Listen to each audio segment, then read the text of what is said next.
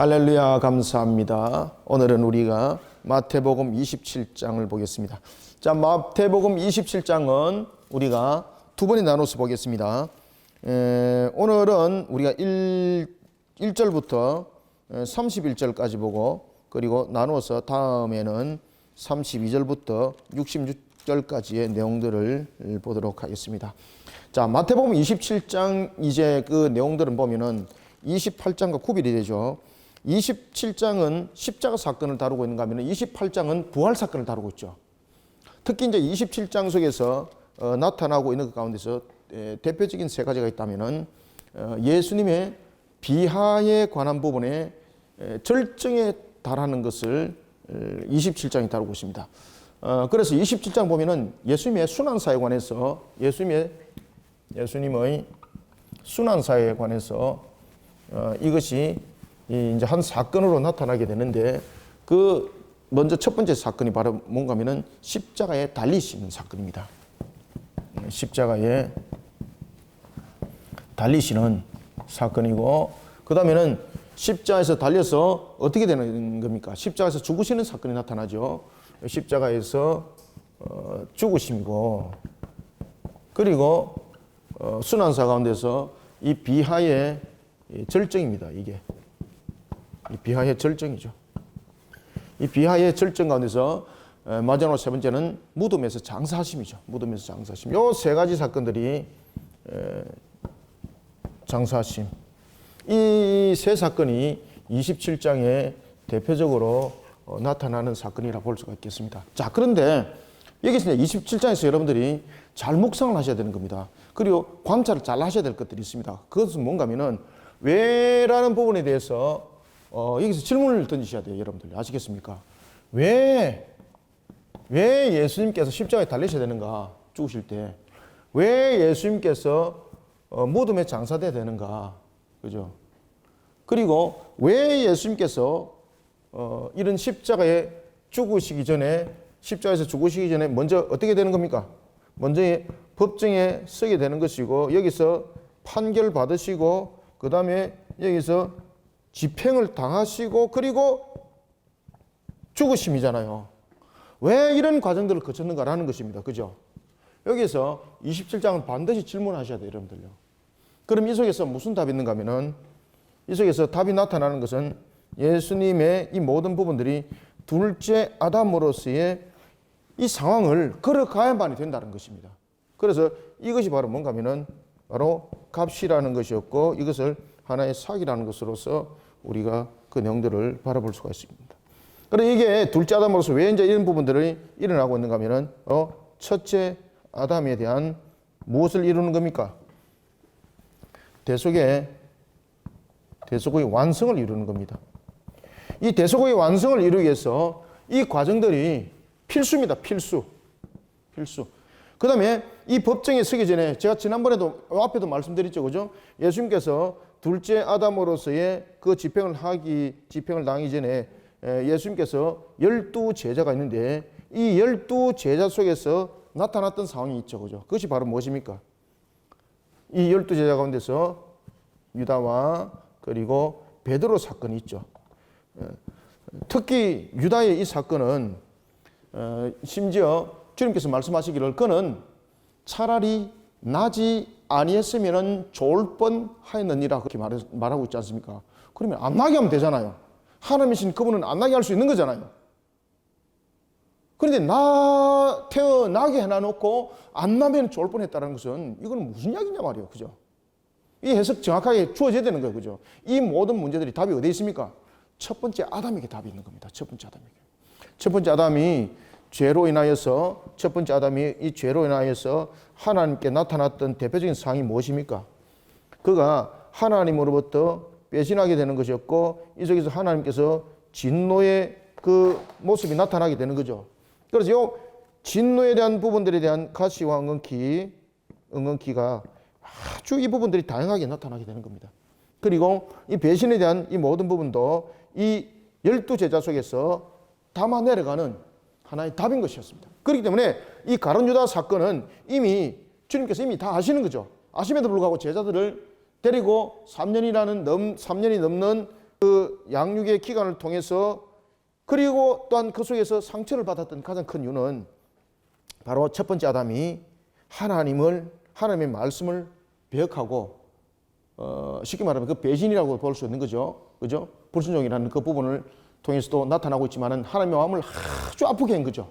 하나님의 마음을 아프게 한 거죠. 그렇기 때문에 첫 번째 아담이 하나님의 마음을 아프게 한 그 사건을 두 번째 아담이 그 아프게 한 사건의 그 마음까지 하나님의 그 값으로 전부 다 지불을 해야 되는 거예요. 그래야만이 완전한 대속이 되는 거예요. 그래서 이 완전한 대속은 한계성을 가지고 있는 피조물로서는 이것이 불가능했던 겁니다.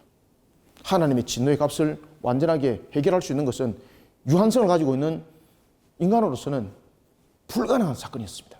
그렇기 때문에 신성이 인성을 취하여 대속의 제물로 오는 것입니다. 아시겠습니까? 이런 분들이 전부 다 첫째 아담과 연결이 되는 겁니다. 예수님의 이 사건도 마찬가지입니다. 십자가에서 왜 십자가에서 죽으셔야 되는가라는 것입니다. 아시겠습니까? 그냥 죽으시면 되는 거잖아요.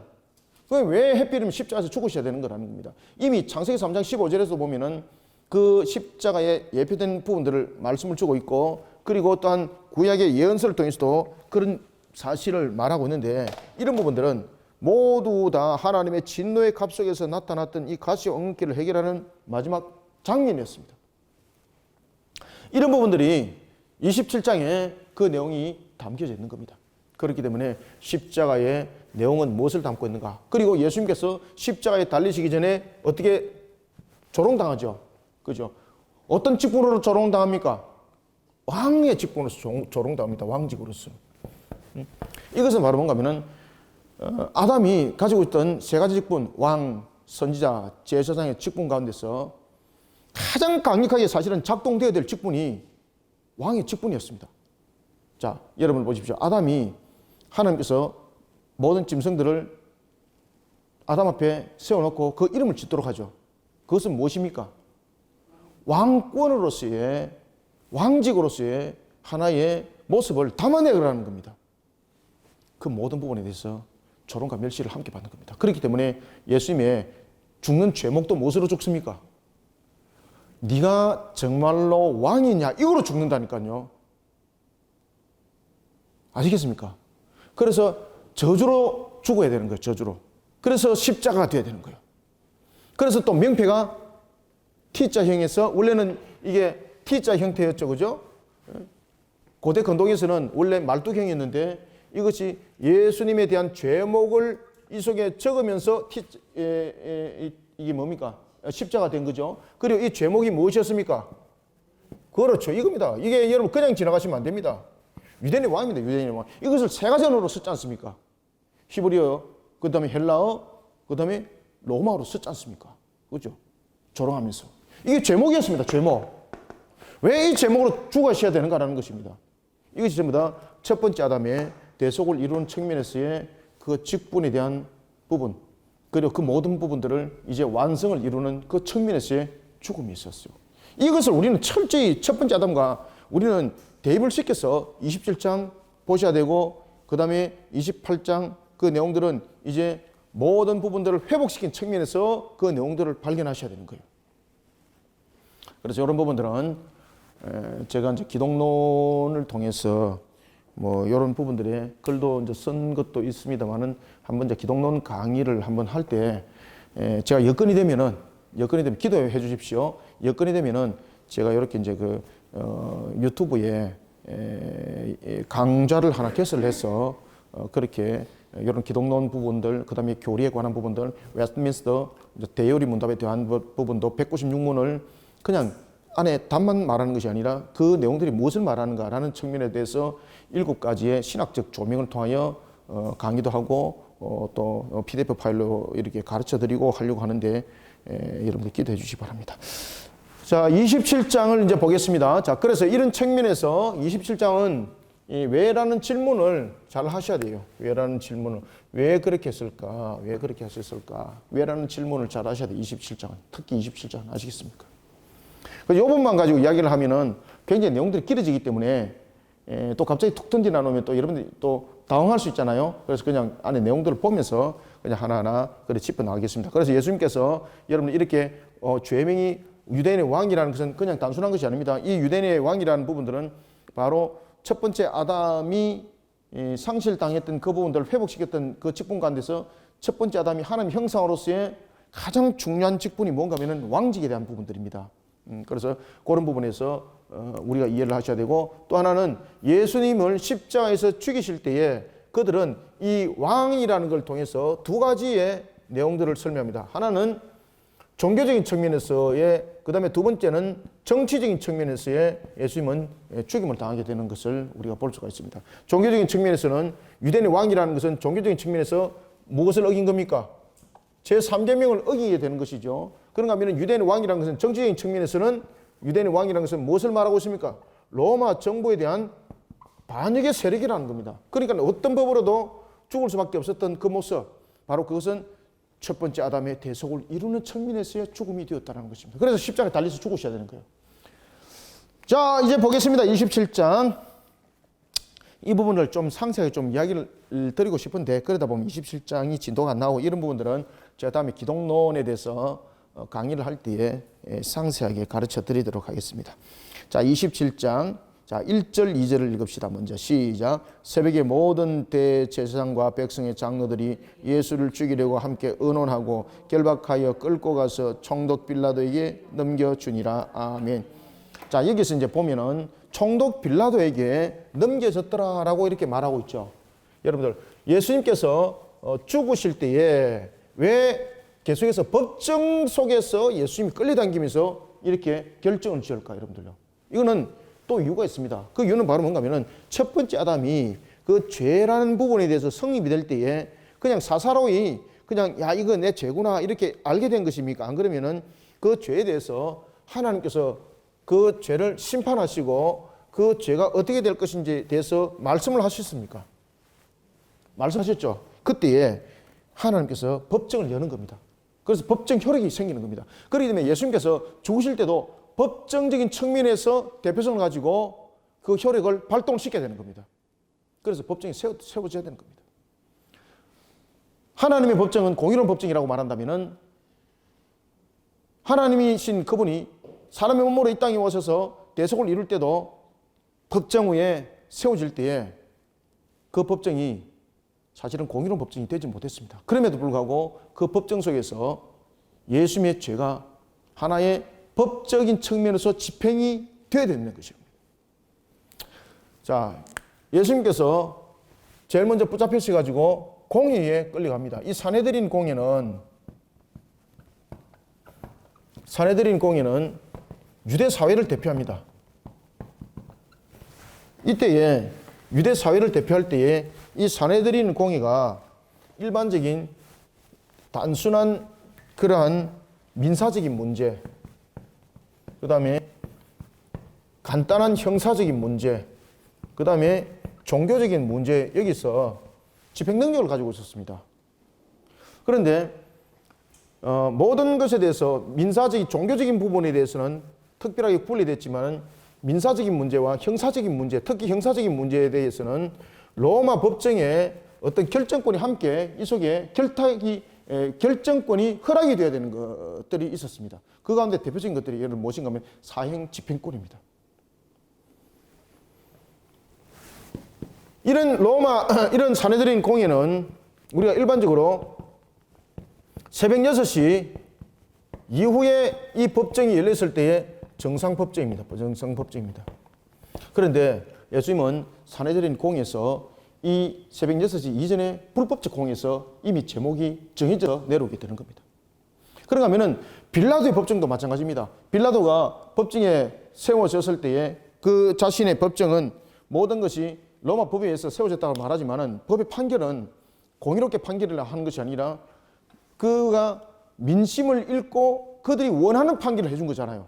그럼 모든 것이 불법적 판정 속에서 불법적 판결이 내려진 거죠. 그렇기 때문에 예수님의 죽으심은 어려움이에요. 지금 이해되고 있습니까? 예수님의 죽으심이 어려움이라는 것은 뭔가 하면은 불법적인 법정 속에서 불법적으로 모든 것이 결정되어졌잖아요. 그래서 죄 없이 죽으셨는데 죄목으로 죽잖아요. 그러면 이 죄목과 죽으심은 구별하셔야 되는 거예요. 죄목은 무엇인가 하면 첫 번째 아담의 대속을 이루는 측면에서 죽음이에요. 그런데 불법 법정에서 예수님께서 죽으심이잖아요. 그죠? 그 부분들을 통해서 우리는 또한 의로움이 그 속에서 함께 있는 거예요. 이런 속에 이 법정, 결박당하여 이제 빌라도에게 넘겨지게 되는 겁니다. 그래서 이 로마 법정도 마찬가지입니다. 하나님께서는 세상에 그 법정을 허락했습니까? 허락하지 않았습니까? 하나님은 세상에 이 정부라든지 그 다음에 이런 일정적인 법에 대해서 하나님은 허용을 하셨어요. 그런데 허용적 조건이 뭔가 하면은 어디에 이 내용들이 비춰져야 됩니까? 하나님의 계명에 비춰져서 정부가 공의롭게 세워져야 되고 법들이 다스려져야 되는 거예요. 그런데 공의에서 집행했던 것, 로마 법정에서 집행했던 것들, 그것은 하나님께서 허락하신 분명히 정부의 한 형태를 맞죠, 그죠? 그런데 이 내용들이 하나님의 계명에, 하나님의 공의에 입각하지 아니한 측면에서 무엇입니까? 불법이에요, 불법. 그렇기 때문에 예수님의 죽으심은 불법적인 측면에서 죄 없음에 대한 죽음이었는데 이것이 무엇입니까? 이것이 의로움이에요, 의로움. 무엇을 위해서 죽으신 겁니까? 우리의 대속을 이루기 위해서 이런 불법적인 법정에서 죄 없음에도 불구하고 우리의 대속을 이루기 위해서 죽으심이죠. 그래서 의로움이시요, 의로움이시요. 이해되고 있습니까? 그래서 로마 법정에 끌려가는 이유는 이와 같이 모든 우리의 구원의 완성을 이루기 위해서, 구원의 완성을 이루기 위해서 필수다, 필수가 아니다. 필수예요, 필수. 그때에 예수를 판 유다가, 자, 3절부터 우리가 5절을 한번 읽읍시다. 시작. 그때에 예수를 판 유다가 그의 정죄됨을 보고 스스로 뉘우쳐 그 은 30을 대제사장들과 장로들에게 도로 갖다 주며 이르되 내가 무죄한 피를 팔고 죄를 범하였도다 하니 그들이 이르되 그것이 우리에게 무슨 상관이냐. 네가 당하랴 하거늘 유다가 은을 성소에 던져 넣고 물러가서 스스로 목매어 죽은지라. 아멘. 자, 여기서 이제 여러분들 유다의 행동을 또 묵상을 하셔야 돼요. 그래서 여러분들 27장 같은 경우는 신학적으로 분석하고 조명하면요 엄청난 내용들이 속에 들어가 있습니다. 여러분들은 이제 신학자는 아니지만은 기본적으로 구원의 완성적인 측면에서 이런 내용들은 다뤄줘야 된다라고 하는 것까지는 제가 이제 가르쳐 드리겠습니다. 그래서 이런 부분들은 평신도라도 이 정도는 여러분 알고 가셔야 됩니다. 그래야만이 우리가 십자가에서 죽으심도 바로 이해를 할 수 있는 거예요. 저는 제일 답답한 것은 십자가에서 죽으심에 관해서 예수님께서 십자가에서 죽으심 너무나도 짧은 시간 안에 돌아가셨다라고 말하면서 그것을 무엇으로 해석합니까? 그것을 육체에 가해진 충격 사건으로 예수님이 속히 돌아가셨다. 왜? 그 전에 얼마나 많이 두들겨 맞았겠는가? 얼마나 지쳤는가? 그리고 그 속에서 충격적 쇼크사였다.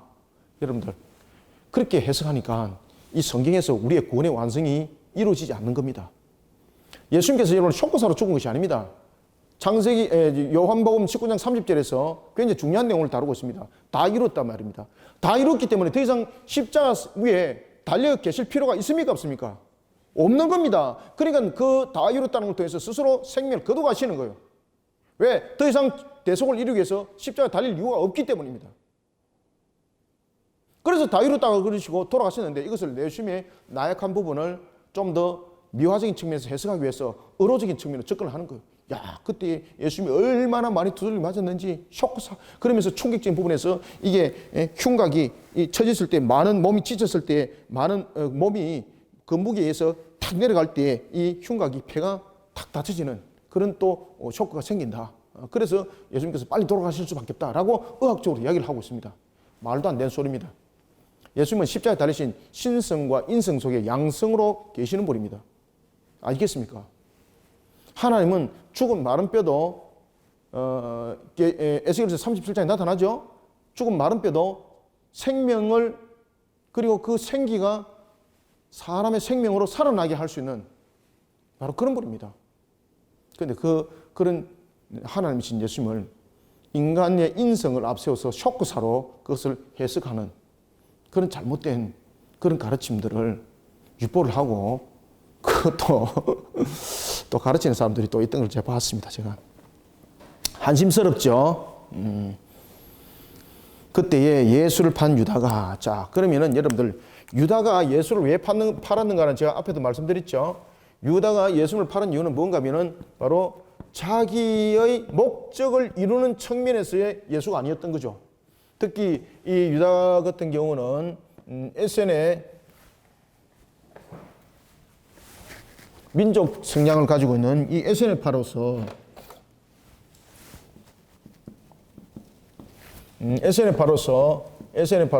민족적 성향을 가지고 있죠. 그리고 예수님을 따랐는데 계속해서 십자가에서 죽으심에 관해서 이야기를 하고 있는 겁니다. 사실은 군사적인 측면, 정치적인 측면에서 회복을 시키는 것이 아니라 계속해서 십자가에서 죽으심이고 그리고 부활하여서 뭐 우리의 죄를 우리를 구원하시고 그 이야기를 하는 거예요. 그 자기하고 안 맞는 거죠. 그런가 하면은 이런 내용 속에서 예수님이 자기의 목적과 부합되지 않는다는 사실을 알고 예수님을 떠나버리게 되는 거죠. 그러면서 떠나버리면서 예수님이 자신과 정치적 성향들이 안 맞는 뿐만 아니라 자신들이 볼 때 이 부분들이 지속적인 부분들로 영향력을 끼쳐서는 안 되겠다는 것이죠. 그래서 예수님을 팔아버리는 모습이 되는 겁니다. 그때 팔아버린 것은 예수님으로 하여금 더 이상 그런 부분들의 일들을 진행하지 못하도록 유대 공예로 하여금 예수님을 저자도록 만드는 하나의 조건이었죠. 그죠? 예수님을 죽도록 만드는 것이 그의 목적이 아니었습니다.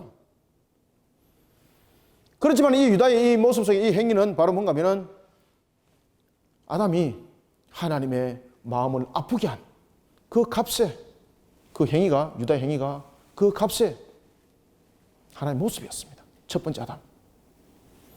그때 유다가 예수를 팝니다. 그때 예수를 팔 때에 예수가 정죄됨을 보고라는 것은 무엇입니까? 정죄됨을 보고라는 것에 유다가 충격을 받습니다. 예수님께서 정죄되어야 될 이유가 없었습니다. 여기서 정죄는 무엇입니까? 여기서 정죄는 계명을 어김이었습니다. 어김. 그러니까 유다가 충격을 받는 거예요. 그러면 여기서 정죄되는 것은 계명에 대한 어김인데 어떤 계명에 대한 어김이었습니까? 예수님을 죽이는 제3계명이었습니다. 제3계명. 제3계명. 너가 하나님의 아들이냐? 그죠? 네가 하나님의 아들이냐?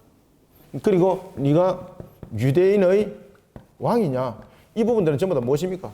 이것이 전부 다 제3계명을 어기는 겁니다. 하나님 이름을 망대를 긋는 것. 그 다음에 또 계속해서 나타나는 제목 가운데서 보면은 이 부분들이 3일 만에 성전을 허물고 또 다른 성전을 세울 것에 관한 내용들을 고발하죠.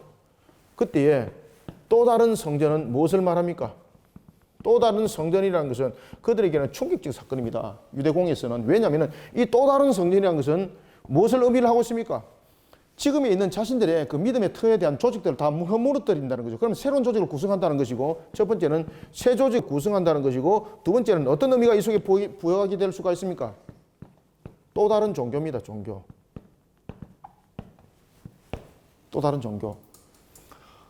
그런 측면에서 그가 유대인의 왕이고 하나님의 아들이라는 거죠. 그러면 결국은 하나님 이름을 망령되어 일컫는 측면에서 아주 정죄당하여서 죽을 수밖에 없는 그런 제목이 된 겁니다. 유다가 예수님을 팔았는데 예수님을 팔았을 때 그가 정죄 이와 같이 하나님의 이름을 망령되어 일컫는 이런 계명을 어김을 통해서 정죄당할 줄 몰랐던 겁니다. 그런데 예수님을 그렇게 정죄해 나가는 겁니다.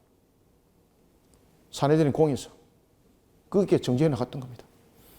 그때에 유다가 뉘우치고, 그죠? 뉘우치고. 여기서 뉘우치고 그가 하는 행동이 있었습니다. 그 정죄당한 것을 보고 그가 두 가지를 행하는데 첫 번째는 은 30이었습니다. 예수를 얼마에 팔았습니까? 은 30에 판 것을 그가 후회합니다. 뉘우칩니다. 은 30에 판 것을 뉘우칩니다. 이 맞습니까 이거? 그 다음에 그가 예수를 은 30에 팔은 것뿐만 아니라 그가 공회에 예수를 내어준 것을 뉘우칩니다. 그러면은 은 30은 무엇을 의미를 하고 있습니까? 여러분 이 은 30은요 우리가 출애굽기 보면은 종이 죽었을 때의 그 죽음의 값입니다. 죽음의 값. 은 30은. 특히 이제 우리가 이제 출애굽기 보면은 이 은 30은 우리가 이제 그 내용들이 이제 잘 나타나고 있죠. 그 짐승에서 이제 바쳐가 죽었을 때에 그 종을 바쳐 죽게 한 그 값으로 은 30을 지불하고 그 짐승은 죽이게 그 했던 것이 우리가 이제 출애굽기 보면은 그 내용들이 나타납니다. 그래서 여기에서 이제 나타나고 있는 부분들은 바로 은 30에 대한 부분에 대해서 그가 은 30을 누구에게 줍니까? 은 30을 지금 대제사장들에게 도로 주는 겁니다. 이것을 도로 준다는 것은 이 의미가 있습니다. 이게 왜 그런가 하면은 자신이 예수님에 관해서 예수님이 자신이 볼 때는 분명히 이런 부분에서 정죄당할 뿐이 아니죠. 그러면은 예수님의 그 잘못으로 인해서 일어나는 부분들 자기가 30을 받았기 때문에 우리가 예를 보시면은 왜 정인이 거짓된 증언을 했을 때에 그 증거 죄값은 자기 생각에 돌아가는 거잖아요. 분명히 자신이 은 30을 팔았을 때는 이것을 자신이 가지고 있는 그 개념적인 측면에서의 그 관계를 정리하는 측면이었는데 유대 공에서는 이것을 계명을 어긴 것으로 보고 정죄 어떻게 하는 겁니까? 죽음으로 이것을 판결을 하게 되는 겁니다. 그러면은 예수님께서 억울하게 죽으심에 대한 그 부분에 대해서 그 죄값을 누가 가져가는 겁니까? 유다가 가져가는 겁니다. 유다가. 그렇기 때문에 유다는 이 부분을 용납할 수가 없는 겁니다. 그래서 유다가 은 30을 누구에게 주는 겁니까? 그렇죠. 대제사장들에게 주는 겁니다. 그러면은 이 부분에 대해서 자신은 저주로부터 벗어난 것을 선포하는 겁니다. 저주로부터. 그 다음에 두 번째, 이런 부분에서 부분이었고, 그 다음에 자신이 이런 부분에 대해서 죄값에 대해서 은 30을 대제사장들에게 다시 주는 것이었고, 그 다음에 두 번째는 어떤 행동을 취합니까? 자살을 취합니다. 이 자살을 취하는 행동은 두 가지 이유가 있습니다. 첫 번째는 이 자살을 취하는 이유는 그 당시에 이 로마에 보면은 자기 서성을 배반했을 때에 제자가 서성을 배반했을 때에 그 서성의 그 영예로움을 다시 회복시키는 방법 중에서 하나가 뭔가 하면은 자살이었습니다. 자신이 그 서성의 그 명예를 더럽혔잖아요. 그리고 그 서성을 통해서 자신이 배반하여서 나타났던 그런 상황들을 모면하는, 회복하는 가운데서 서성의 명예를 회복시키고 그리고 자신이 그 부분에서 값을 지불하는 가운데서 하나가 뭔가 하면 자살입니다. 그래서 이 자살은 결국은 자신이 무엇으로부터 벗어나는 겁니까? 그렇죠. 저주로. 아이고. 자신이 저주로부터 벗어나는 방법. 자신이 저주로부터 회개가 아니었습니다. 회개가 아니었고 자신이 저주로부터 벗어나는 방법을 그가 택하는 겁니다. 그래서 자신이 받았던 값을 이들에게 다시 돌려주면서 저주를 자신이 받을 수 있는 저주를 회피하게 되는 것이었고, 그 다음에 자살이라는 걸 통해서 서성에 무엇을 올려주는 겁니까? 서성의 명예, 영예를 회복시키는 그런 역할을 하는 겁니다. 그로 인해서 자신이 저주로부터 벗어나는 방법을 택한 것이 있는데 그것이 바로 유다의 행위였습니다. 여러분 아시겠습니까?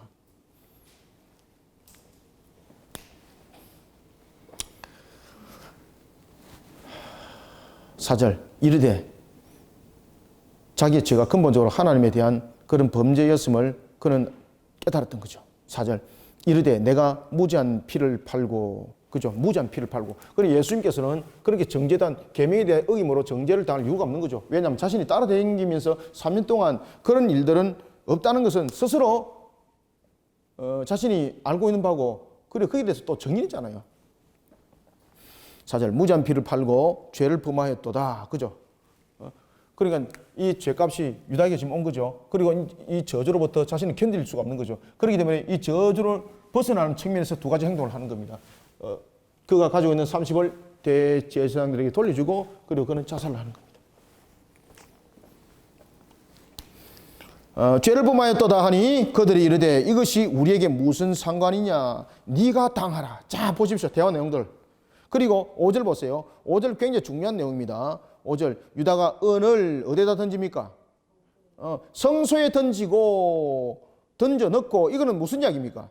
성소에 던져 넣고 라는 것은 자신이 죄값으로서 받은 이 저주로부터 자신을 저주가 임하지 못하도록 다시 제자리로 돌려놓는 역할을 하는 겁니다. 그죠? 성소에 던져 넣고 그 다음에 스스로 목매어 죽었더라라는 것은 바로 이와 같이 저주의 값으로부터 벗어나는 것. 저주의 값으로부터. 그 저주의 값으로부터 벗어나는 것. 그 벗어나는 방법이 있습니다.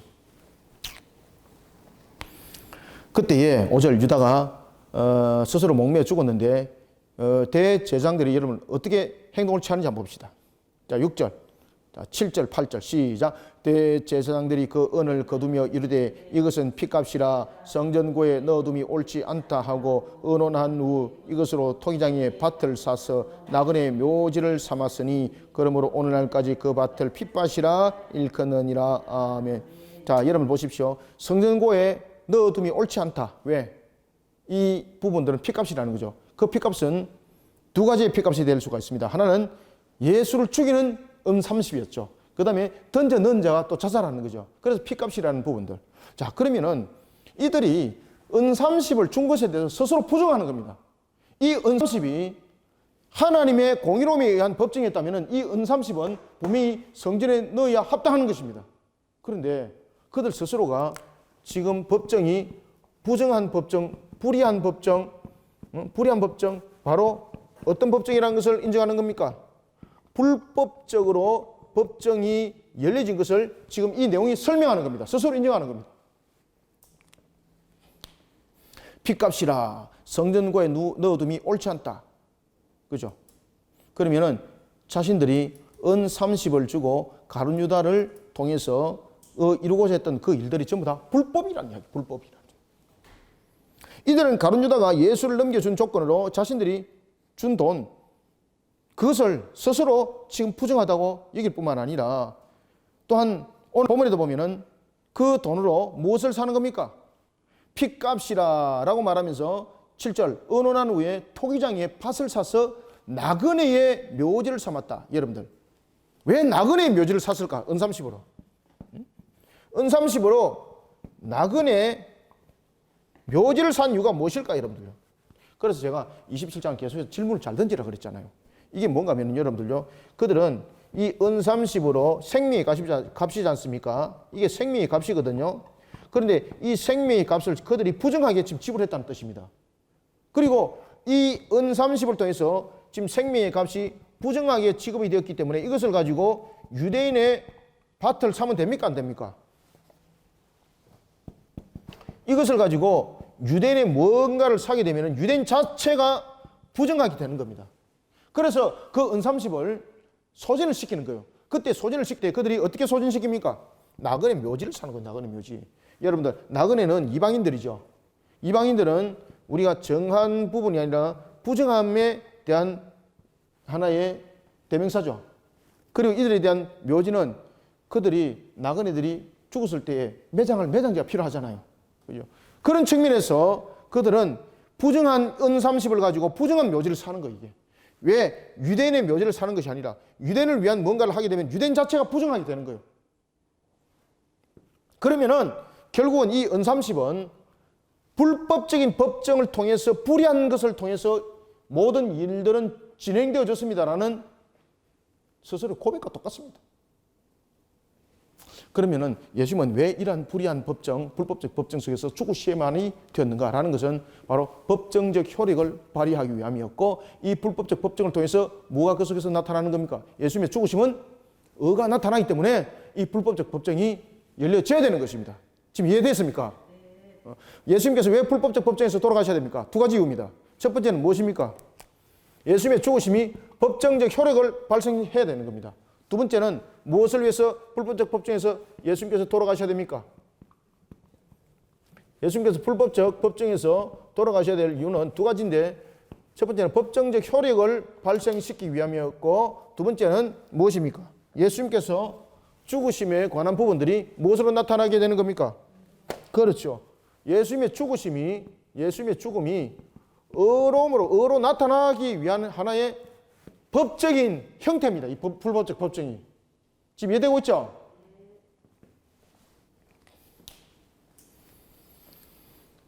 그러므로 그 밭을 핏밭이라 일컬으니라. 자, 9절부터 10절 시작. 이에 선지자 예레미야를 통하여 하신 말씀이 이루어졌나니 일렀으되 그들이 그 가격 매긴 자 곧 이스라엘 자손 중에서 가격 매긴 자의 가격 곧 은 30을 가지고, 이게 이제 여러분 출애굽기 21장 32절에 있습니다. 그게 출애굽기 21장 32절에 있는 내용입니다.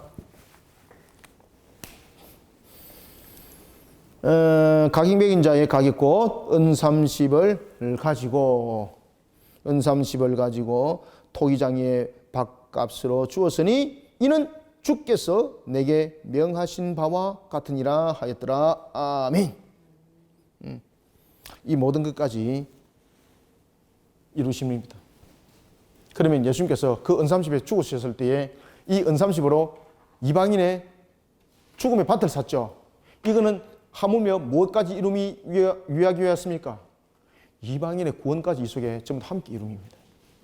그러니 이 모든 것들은 결국은 공의 속에 예수님께서 그 죽으심을 통하여 모든 것들을 함께 이루는 그 성취함이 이 속에 다 있었던 것입니다.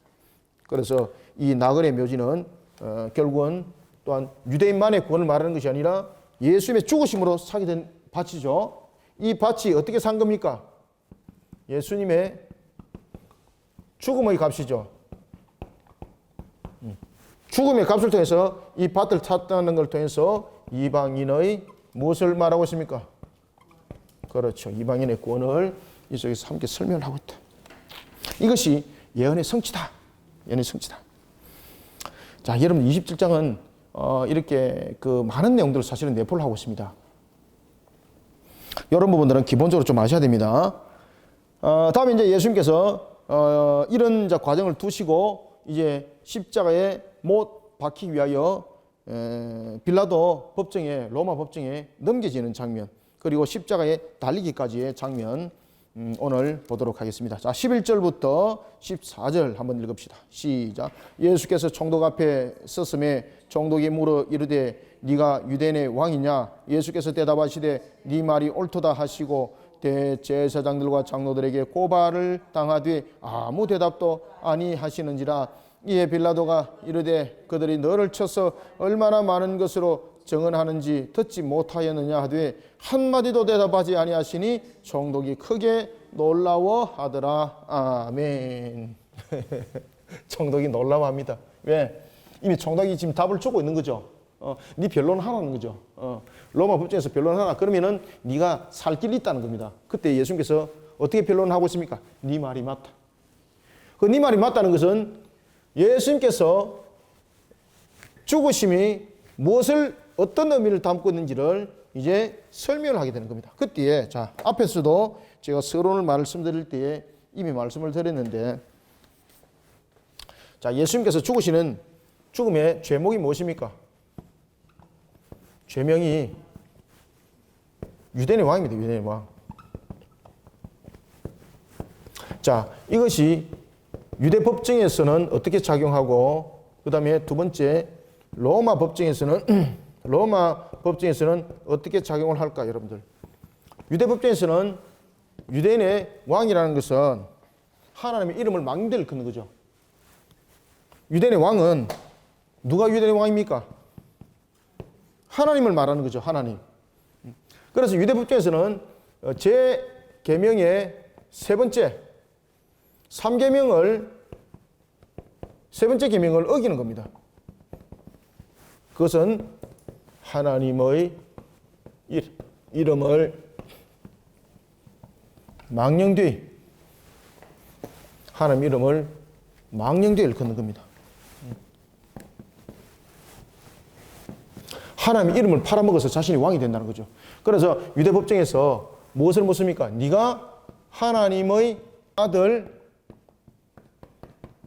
그리스도냐 이렇게 묻죠. 그죠? 그래, 네 말이 맞다. 네 말이 맞다 그러죠. 자, 그런 그들이 유대 법정에서는 계명이라는 종교적인 측면에서 그들은 판결을 했습니다. 그죠? 그런데 이들이 고발할 때에 누가 고발합니까? 유대 법정이 사내들인 공회가 고발합니다. 사내들인 공회가 고발할 때에 유대 법정에 어떻게 고발합니까? 이것은 하나의 종교적인 측면에서 제3계명입니다. 이러면은 예수님은 종교적 측면의 문제로서 사형에 해당될 수 없는 문제가 성립이 되는 거죠. 그래서 빌라도가 계속해서 네가 해명하라는 이야기입니다. 그러면은 로마 법정에 고발할 때는 이들이 무엇으로 고발했다는 겁니까? 국가 전복 세력. 왜 그렇습니까? 유대인의 왕이라 그러면은 이 왕은 어떤 의미를 가지고 있습니까? 국가적 요소를 담고 있습니다. 국가적 요소. 그러면은 그 당시에 유대는 식민지였죠. 식민지. 식민지가 국가적 요소를 담고 있다는 것은 국가적 전복 세력을 통해서 하나의 국가적 선포를 했다는 이야기입니다. 그러면은 로마의 정부에 관한 대항이고 반익이죠. 그래서 국가 전복 세력에서 사형인 거예요. 따라서 이 유대인의 왕이라는 것은 두 가지 측면에서 분명히 이 내용들이 다뤄지게 되는데 빌라도는 이 부분들을 이미 다 알고 있었다는 거죠. 그래서 13절을 보면은 이에 자 12절 보면은 대제사장들과 장로들이 고발했죠. 그죠? 이거는 무엇이 고발했다는 겁니까? 사내들인 공회가 고발했다는 거죠. 그때에 빌라도가 법정을 세웁니다. 그때 예수님께서 한마디도 대답지 않습니다. 깜짝 놀랍니다. 15절. 왜냐하면 로마 법정은 항상 이 죄인에게 변론의 기회를 항상 줬습니다. 항상 로마 정부에서는 변론의 기회를 주고 집행을 할 때에 그 당일날 집행을 하지 않습니다. 그렇기 때문에 이 빌라도 법정은 불법입니다. 왜냐하면 빌라도 법정이 당일날 결정하죠. 당일날 판결하죠. 원래 이런 중대한 사건들이 있으면요, 변론을 충분히 듣고 그리고 그 당일날 집행, 다시 말하면 언도를 하지 않습니다. 그 다음날 합니다. 그 다음날 하든지 아니면은 며칠 있다든지 하는데 예수님의 그 사형 집행은 어떻게 되는 겁니까? 그날 바로 그냥 집행을 해버리는 거잖아요. 그날 바로. 그러니까 모든 것은 불법이라는 거예요. 한마디도 대답지 아니하니 총독이 크게 놀라고 하더라. 15절부터 18절 시작. 명절이 되면 총독이 무리의 청원대로 죄수한 사람을 놓아주는 천례가 있더니 그때에 바라바라 하는 유명한 죄수가 있는데 그들이 모였을 때에 빌라도가 불러 이르되 너희는 내가 누구를 너희에게 놓아주기를 원하느냐 바라바냐 그리스도라 하는 예수냐 하니 이는 그가 그들의 시기로 예수를 넘겨준 줄 알미더라. 아멘. 자, 예수님은 자신이 변론하지 아니함으로써 자신은 어느 제목으로 사형당하는 것을 그는 알게 된 겁니까? 로마 법정에 의해서 국가 전복 세력적인 측면으로서 가장 극한적인 측면에서 무슨 형이 주어진다는 것을 알게 되는 겁니까? 십자가형이 주어진다는 것을 예수님은 알고 있는 겁니다. 지금 여러분들 예수님이 십자가형으로 죽으시죠. 로마 법정에서. 그는 왜 십자가형으로 죽는 겁니까? 국가에 관한 도전, 국가에 대한 가장 강력한 그런 죄를 범한 자는 십자가형. 다시 말하면 예수님만이 십자가인데 그 당시에 이런 T자형으로서 죽임을 당하는 겁니다. 왜? 이런 T자형으로서 이렇게 매달아가지고 많은 사람들이 로마에 대항하는 자에게는 이렇게 죽는다라는 것을 보도록 하는 거예요. 그렇기 때문에 예수님은 이 법정에서 변론하지 못함으로 인해서 자신이 이와 같은 말뚝에 관한 이런 모습으로 죽게 된다는 것을, 가장 고통 가운데 죽게 된다는 것을 예수님은 알았다 몰랐다? 아셨습니다. 가장 극단적인 죽음, 가장 강력한 고통을 수반한 죽음, 이걸 예수님은 알고 변론하지 않는 겁니다. 무엇을 이루기 위해서? 우리의 죄의 대속의 완전함을 이루기 위해서 말입니다. 아시겠습니까?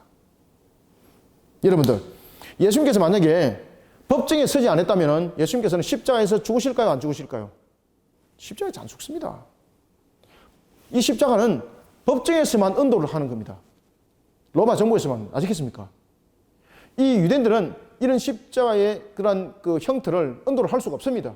그렇기 때문에 예수님은 로마 법정이나 불법적 법정 속에서 지금 빌라도가 당일날 선을 했던 자체도 불법이지만은 예수님의 제목을 알고 지금 자신이 이 제목으로 지금 언도를 했다는 자체도 전부 다 불법이죠. 그렇지만 예수님은 그것을 전부 다 알고 받아들이는 그 모습은 바로 이 불법적 법정을 통해서 첫 번째 아담의 그 법정의 죄를 회복하는 것이었고, 그 다음에 불법적 법정을 통해서 무엇을 이루기 위함이었습니까? 죄로만 죽은 것이 아니라 을을 이루기 위함이에요. 을을 이루기 위함. 그죠? 죄 없는 사람이 불법적 법정 속에서 여러분 죽었습니다. 그러면 그 속에서 무엇이 성립되는 겁니까? 그 죽음은 의로움이에요. 의로움. 이 모든 것을 예수님은 성취하는 측면에서의 이 유대 법정에서 우리의 죄를 대속하기를 결정하시고 그리고 예수님은 스스로 그 집행을 하는 겁니다. 지금 물론 로마 법정이 집행을 하지만 예수님이 스스로 지금 집행을 하는 겁니다. 지금 우리의 죄를 대속하기 위해서. 지금 이해됐습니까? 그때에 그때에 바라바라, 이 바라바는 이도 또한 민족 해방 투사입니다. 근데 아주 골머리를 많이 삭는 그런 자였습니다. 이로 인해서 유대 사회가 아주 혼란에 빠질 정도로. 그런데 그런 바라바를 풀어주게 되면은 그 당시에 빌라도가 도움이 될까요? 도움이 안 될까요? 더 강력한 세력을 형성해서 자기 이 하나의 빌라도가 가지고 있는 이 총독 세력에게 대항할 수 있는 자인데 왜 풀어준단 말입니다. 이거는 너희들은 너희들은 바나바를 원하느냐 아니면 예수를 원하느냐 했을 때 사실 바나바를 풀어줌으로 인해서 유대 사회가 더 많은 고통을 당할 수가 있어요. 그러면은 의당히 자신들의 요구는 예수를 풀어주세요 이렇게 할 수가 있다는 거죠. 빌라도는 그것까지 유도를 했습니다. 그런데 사람들은 누구를 놓아주기를 원합니까? 그렇죠. 유명한 죄수라. 그는 유명한 죄수는 바로 밀란을 일으키는 그런 살인죄를 범했던 자. 다시 말하면은 이 로마 정부에 대항하는 그런 민족 그런 성향을 가진 그런 강력한 세력이었습니다. 그러면은 빌라도가 그를 놔주면 안 됩니다. 얼마나 자신에게 골칫머리가 되겠습니까? 그런데 사람들은 또한 유대인들도 바나바가 놓아주기보다는 예수를 풀어주는 것이 자신들에게 오히려 이롭습니다. 그런데 마귀에 이제 사로잡히게 되는 거죠. 그래서 예수님께서 죽으시면 이와 같이 모든 것을 하나님의 뜻을 이루는 측면에서 모든 것은 진행되어졌습니다라는 것을 17절과 18절이 다시 한 번 더 우리에게 정리를 해주고 있습니다. 예수님의 무죄함을 알고 있었던 빌라도도 판결의 중심이 아니라 민심의 중심이 되어서 지금 사건을 다루고 있는 불법 법정입니다. 그죠? 그래서 이 속에서 예수님의 의로우심은 다시 부각이 되는 거예요. 자, 그러면은 바나바가 빌라도를 나중에 놔주게 되죠. 왜? 민의와 약속을 한 거죠. 그런데 여러분들 진짜로 바나바를 놔줬을까요? 이게 이제 야사가 있는데 이게 시간을 딱 정해놓는 겁니다. 도망갈 수 있는 시간을. 그럼 이걸 가지고 사냥놀이를 하는 거예요. 사냥놀이. 앞으로 뭐 예를 들어서 6시간 동안에 네가 로마를 벗어나라. 그러면 너는 살 것이다. 그런데 벗어날 수 있습니까? 그래 이 바나바가 살기 위해서 오만 데 숨어서 도망가는데 로마 병사들이 사냥놀이를 하는 겁니다. 웃으면서 구석구석을 찾아다닙니다. 알면서 일부러 안 찾고. 그리고 이 바나바가 극단적인 측면에서 그 예루살렘을 벗어나려고 할 때에 그때에 어떻게 합니까? 그때 탁 잡아버린 거예요. 그게 사냥놀이를 하는 거예요. 사냥놀이. 이 바나바도 살지 못합니다. 나중에.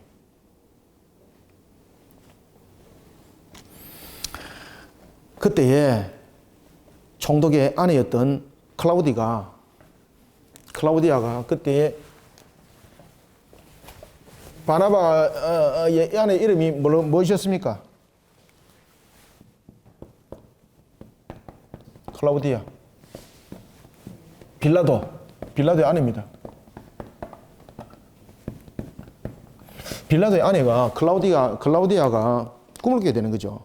그때에 아주 사실에 입각한 꿈을 꾸게 되는데 얼마나 그가 그 꿈에 시달렸는지 19절 이렇게 말합니다. 내가 그 사람으로 인해서 애를 많이 태웠다. 그러니 그 사람을 오늘 그 공회의 의견을 따르지 마시고 그를 풀어주십시오 라고 말을 합니다. 그 정도로 예수님이 불법적 법정 속에서 모든 나타남이 불의를 다 품어버리는 속에서 그 의로움이 다시 나타나는 장면입니다.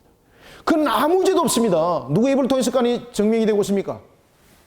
빌라도의 아내였던 클라우디아의 입을 통해서 예수님이 의로움이시라는, 예수님의 죽으심은 의로움이시라는 것이 다시 증명이 되고 있습니다. 자, 예수님의 죽으심이 의로움이시라는 것은 세 가지의 모습 속에서 증명되었습니다. 첫 번째는 어디서? 그래서 여러분 하나하나 따져보는 것이 중요합니다. 자, 예수님의 죽음이 의로움을 가지는 이유, 의로움을 가지는 것을 증명하는 것, 세 가지 사건. 이 글자 잘 보입니까? 제가 필체가 뭐 워낙 안 좋아가지고 그 빨리 쓰려다 보니까 또 천천히 쓰면 조금 요거보다 낫는데, 첫 번째는 유대 공의 불법성을 통해서 예수님의 죽음이 의로움을 가진다는 것을 증명하고 있습니다. 두 번째는 로마 법정입니다. 누구 법정입니까? 빌라도, 총독이었던 빌라도. 로마 법정의 불법성입니다. 로마 법정의 불법성. 이 로마 법정의 불법성은 두 가지 큰 이유가 있죠. 유대 공의에도 불법성은 여러분들 그 시간과 그 다음에 죄목이 전부 다 불법이죠. 그 다음에 로마 법정도 마찬가지입니다. 빌라도가 그 사실을 알고 있었죠. 그죠? 그리고 그가 판결을 내릴 때 판결의 시점도 불법이었죠. 그날 내리면 안 되죠. 그런데 그날 내렸죠. 그 다음에 예수님의 죽으심이 의로움을 가지는 증거. 누구의? 그렇죠. 클라우디아의 꿈을 통해서 예수님의 죽으심이 의로움을 가진다는 것을 증명하고 있습니다. 클라우디의 꿈에 예수님이 어떤 자라는 것이 증명되었습니까? 예수님이 무죄가 증명되는 거죠. 클라우디의 꿈을 통해서. 그래서 예수님의 죽으심이 의로움을 가진다는 것을 이 세 가지를 통해서 27장이 증거해주고 있어요. 그럼에도 불구하고 빌라도는 누구의 뜻을 따르는 겁니까? 민의를 따르는 거죠. 왜냐하면 그 당시 빌라도가 총독으로서 위치가 굉장히 불안했습니다.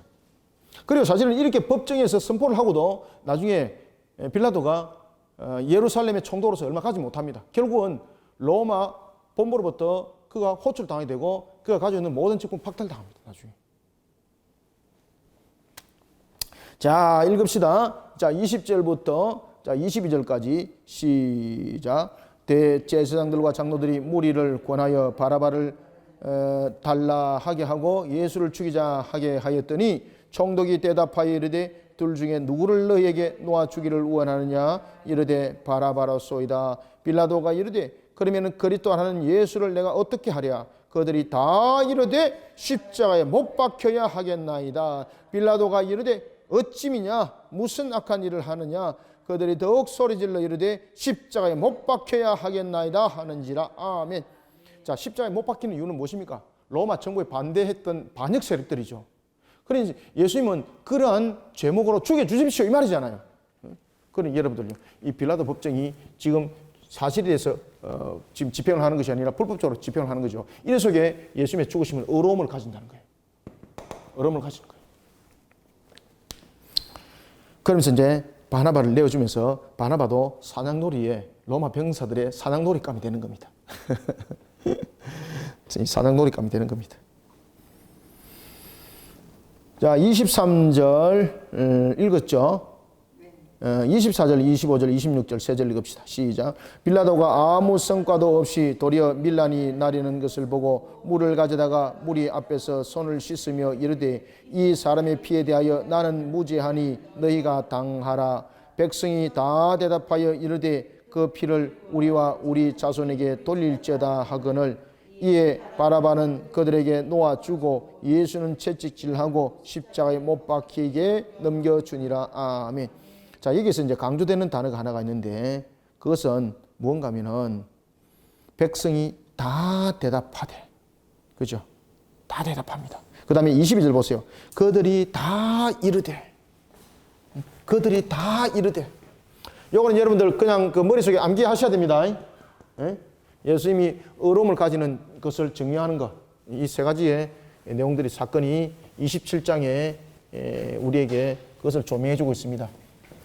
그래서 이런 부분들을 우리 예수님의 구원의 사역과 대속을 이루는 둘째 아담으로서 첫 번째 아담을 대속을 어떻게 이루는가라는 것을 우리가 면밀하게 분석하면 굉장히 재미있는 그런 신학적 내용들이 나타납니다, 여러분들. 22절 한번 보세요. 20절 보면 그들이 다 이르되. 이것이 22절이죠. 그 다음에 또 몇 절을 보시는가 하면은 25절. 백성이 다 대답하되. 25절. 백성이 어떻게? 다 대답하되. 여기서 다 여기 강조점이죠. 왜 이 단어가 들어갔을까, 여러분들요? 왜 이와 같이 다 대답하되, 그 다음에 다 이르되라고 얘기를 하고 있는가 하면은, 예수님은 모든 유대인들로부터 버림을 받았다는 걸 설명하고 있습니다. 그죠? 예수님은 모든 유대인들로부터 무엇을 받았다? 버림을 받았다. 이것을 말합니다.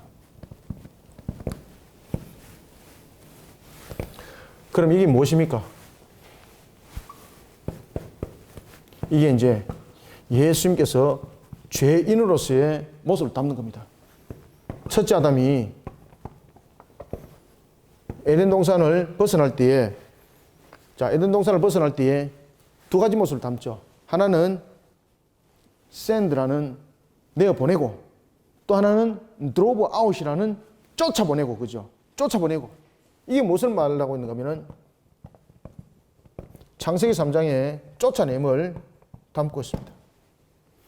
죄는 어떤 관계 속에서도 함께 담을 수 없다는 것이었고, 그리고 이 부분을 통해서 예수님께서 첫 번째 아담으로서의 이 죄의 값을 그가 담아내가는 겁니다. 죄의 값을. 어떤 유대인들로부터도 버림을 받았다는 겁니다. 버림을 받았다. 그래서 예수님은 우리의 죄를 대속하기 위해서 버림을 받아야 돼요. 그죠? 누구로부터도 환영받지 못합니다. 모든 유대인들로부터 다 버림을 받았다는 거죠. 모든 유대인들로부터 다 버림을 받았다는 거죠. 그래서 예수님은 죄인으로서 이제 그 값을 지불하는 겁니다. 다 대답하여 이르되, 그리고 그들이 다 이르되라는 것은 예수님은 유대 사람에 의해서 버림받았다는 것을 다라는 걸 통해서 표현하고 있고, 그 다음에 십자가의 저주가 죄로 인하여서 예수님은 죽어야 되는 그런 둘째 아담으로서의 첫 번째 아담의 대속이었습니다라는 것을 설명해 나가고 있는 겁니다. 이해되셨습니까? 자, 그리고 이제 바나바를 놓아주고 예수는 채찍질 한다. 예수를 채찍질 한다는 것은 어떤 의미를 담고 있습니까? 채찍질 하는 것은 예수님이 누구라는 겁니까? 채찍질 하는 것은 예수님이 누구라는 것입니까? 죄인이라는 것이죠. 죄인. 죄인이 어떻게 되는 겁니까? 성립이 되었기 때문에 채찍질 하는 거예요. 성립이 되었다. 예수님께서 성립이 되면서 두 가지 사건 크게 일어나죠. 첫 번째, 유대인들로부터 버림받죠. 그 다음에 두 번째, 어떤 사건입니까? 자, 예수님께서 죄인으로서 성립이 됩니다. 성립이 될 때에 제일 먼저 무엇으로부터 버림받습니까? 그렇죠. 유대인들로부터 버림받죠. 모든 사람들로부터 버림받습니다. 그 다음에 두 번째, 채찍질을 통해서 버림을 받습니다. 그죠? 채찍질을 통해서. 죄인이 성립이 되는 겁니다. 죄인이. 그리고 예수님께서 십자가에 달릴 때에 어떻게 달리는가 보십시오. 예수님께서 십자가에 달리실 때에 왕으로서의 아주 조롱을 당하는 그런 모습으로 죽을 수밖에 없는 것은 예수님의 마지막 죄목입니다. 죄목. 이것은 첫 번째 아담의 강력한 죄목이기도 했습니다. 여러분들, 첫 번째 아담이 왕과 선자와 제사장의 세 가지 직분이 있었는데, 이 중에서 가장 중심을 이루어야 될 직분이 무슨 직분이었습니까?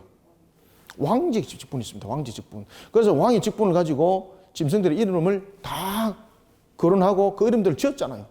그리고 마귀를 물리칠 때도 예수님께서 무슨 권세로서 마귀를 물리치는 겁니까? 왕권으로서. 그런데 첫 번째 아담이 그 왕권을 통해서 하나님의 오히려 영광을 가려버리는 그런 역할을 하니까 바로 예수님의 죽으심도 무엇으로 죽는 겁니까? 그래서 왕이라는 제목으로 죽는 겁니다. 이해 지금 되고 있죠? 그래서 예수님께서 왜 유대인의 왕으로 죽어야 되는가? 왜 유대인의 왕으로 죽어야 되는가? 이것은 바로 첫 번째 아담이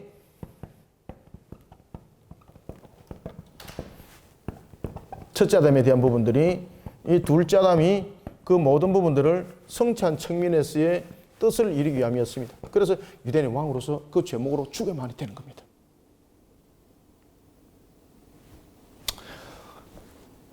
그때에 이 유대인의 왕이라는 제목으로 죽을 때에 예수를 데리고 관정 안으로 들어갔어. 그죠?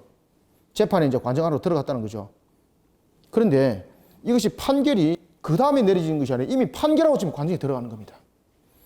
그리고 27절부터 자 29절까지 끝까지 다 읽읍시다. 31절까지. 자, 시작. 이에 총독의 군병들이 예수를 데리고 관정 안으로 들어가서 온 군대를 그에게로 모으고 그의 옷을 벗기고 홍포를 입히며 가시관을 엮어 그 머리에 씌우고 갈대를 그 오른손에 들리고 그 앞에서 무릎을 꿇고 희롱하여 이르되 유대인의 왕이여 평안할지어다 하며 그에게 침뱉고 갈대를 빼앗아 그의 머리를 치더라. 희롱을 다 한 후 홍포를 벗기고 또로 그의 옷을 입혀 십자가에 못 박으려고 끌고 나가니라. 아멘. 이제 사형 은도를 하기 위해서 예수님을 끌고 갑니다. 그때 예수님은 신성으로서 그 모습을 그대로 가지고 계시는 분이죠. 분명히 이 부분들을, 불의한 부분들을 물리칠 수 있는 거죠.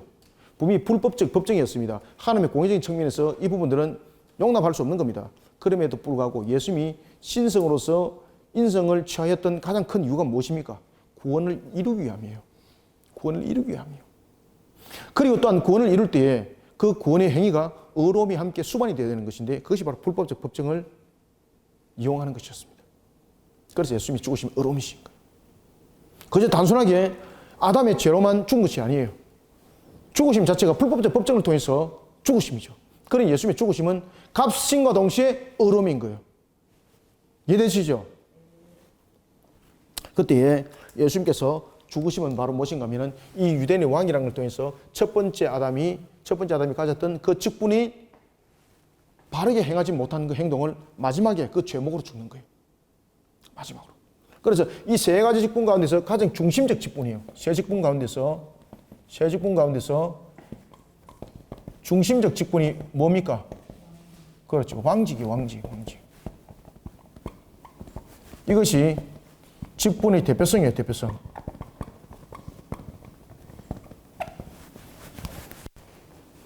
직분의 대표성이에요. 그래서 왕직을 가지고 짐승들을 명했잖아. 그죠? 직분의 대표성이에요. 이게. 그래서 예수님께서 이 부분을 통해서 둘째 아담이 첫 번째 아담의 이 부분들을 대속의 완성을 이루는 거예요. 그래서 유대인의 왕이라는 제목으로 죽는 거예요. 제목으로 죽는 거예요, 여러분들. 그때 예수님을 희롱하기 위해서 홍포를 입힙니다. 가시관을 씌웁니다. 갈대를 그 손에 쥐어줍니다. 이거는 무엇입니까? 왕을 상징하고 있습니다. 홍포는 누구만이 입는 겁니까? 붉은 옷. 왕권을 상징하죠. 가시관은 무엇을 상징합니까? 왕관을 상징하죠. 그 다음에 갈대는 무엇입니까? 홀을 말하죠. 홀. 그죠? 지팡이와 같은 그런 홀. 왕만이 가지고 있는 것. 그러면서 예수님을 조롱하죠. 이것은 바로 첫 번째 아담의 세 가지 직분 가운데서 왕직이 직분의 대표였고, 그리고 또한 이 왕직을 통해서 마귀를 물리치지 못한 것에 대한 이제 그 죄의 값에 대한 값을 조롱을 당하면서 그 값을 지불하시는 거예요. 그 값을. 그래서 유대인 왕입니다. 지불하시는 거예요. 그래서 예수님은 신성으로서의 그 모습을 신인 양성의 위기적 연합으로 계시면서 함께 그것을 감당해내는 거예요. 감당해내는 거예요. 유대인의 왕이여 평안할지어다 하면서 어떻게 한다? 침을 뱉고 갈대를 빼앗아가지고 머리를 치고 그 다음에 희롱을 한 후에 홍포를 벗기고 그 옷을 그의 옷을 입히고 다시 입혀서 십자가에서 못을 박으려고 성문 밖으로 끌고 갔더라. 여기서 머리를 치는 것은 계속적 용법, 계속 쳤더라. 오늘 우리는 이러한 예수님이 수모를 당하면서도 충분히 이 상황을 벗어날 수 있는 능력을 가지고 계심에도 불구하고 신성으로 계시는 그분이, 신인 양성으로 계시는 그분이 오신 목적은 인간의 죄를 대속하기 위한 완전한 성취를 이루는 측면이었다는 것을 우리한테 다시 한 번 더 설명해 주고 있습니다. 그러면서 모든 모멸감을 그 가시 엉키와 그리고 하나님의 그 진노함의 그 마음을 무한하신 그분의 값을 지불하고 있는 거예요. 지금 이 속에서.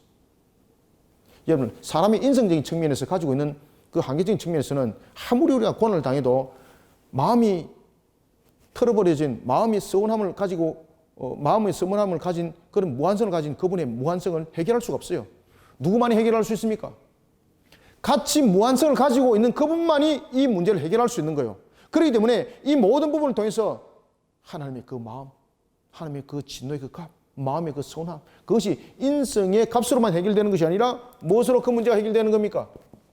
신인 양성적인 측면에서의 이 무한성에 대한 그런 진노의 값, 선함에 대한 값, 이런 부분들이 함께 지급이 되는 거예요.